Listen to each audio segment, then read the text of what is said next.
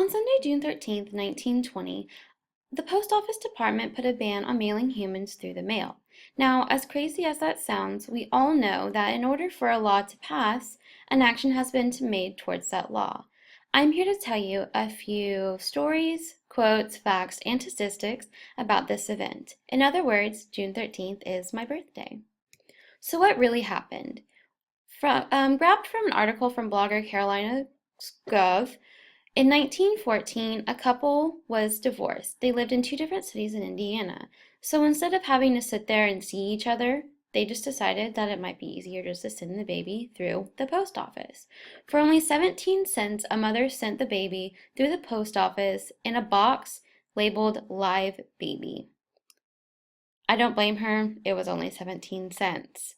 Now, in the same year, 4-year-old May Pierstroff was sent to two different cities in Idaho. Now, instead of being in a container or something along those lines, she just sat in the cart with the mailman. Now, she was only sent for 53 cents. That was the going rate of mailing chickens in that period. So, I know it's kind of weird, but back then, it wasn't as weird as it would have been today. However, they did report on it in the New York Times. On January 17th, 1913, the article said, "The mailing of babies by parcel post is a real infant industry which Postmaster General Hitchcock is asked to foster. As babies, in the opinion of the Postmaster General, do not fall within the category of bees and bugs, the only live things that may be transported by mail, he is apprehensive that he may not be of assistance to his correspondent." This is basically saying that the postmaster didn't really understand what category to put babies in. So it's kind of weird because he's not necessarily agreeing with it, but he's also not disagreeing with it.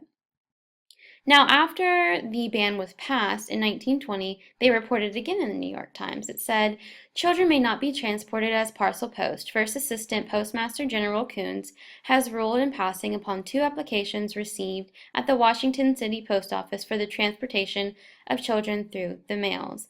This is also referring to, as those 2 incidents that I've said before, more kept happening as a publicity stunt. So people were just doing it to be humorous, and it just kind of got a little bit annoying. Now, a few facts and statistics. Now, packages weren't to exceed 50 pounds in that time. So a young child, under 50 pounds, it was just easier to send through the mail. Now, in the early 1900s, it cost about $5 for a train ticket. So that would be like about 50 to 75, maybe even $100 in today's money. Sending through the mail was only 53 cents. That's 843% cheaper to send through the post office than to be on a train. Now, these are a few stories, quotes, facts, and statistics about what exactly went on my birthday in June 13th. On another note, I'm kind of glad they passed that law because I just find it a little bit weird. Thank you for listening.